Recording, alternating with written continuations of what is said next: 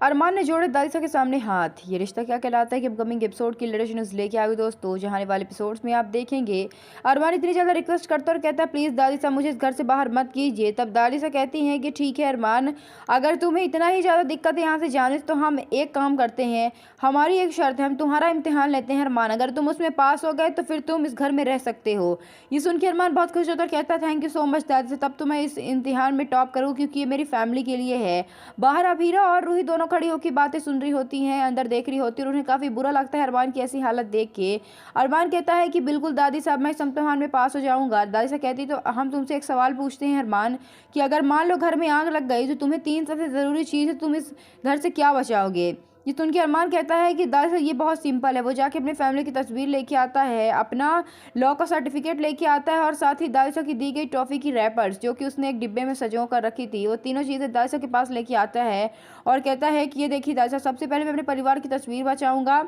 फिर उसके बाद मैं अपने लॉ की डिग्री बताऊंगा और ये तीसरा जो कि आपने मुझे बहुत ट्रॉफ़ी दी है, मुझे पता है कि इस घर में जितने भी बच्चे सबसे ज़्यादा ट्रॉफ़ी मेरी दादी ने सिर्फ मुझे ही दी है क्योंकि मैंने ही उन्हें ऐसे काम करके दिए हैं, इसलिए आपने मुझे सबसे ज़्यादा ट्रॉफ़ी दी और ये मेरी जान से भी ज़्यादा कीमती, इसलिए मैं इन्हीं तीनों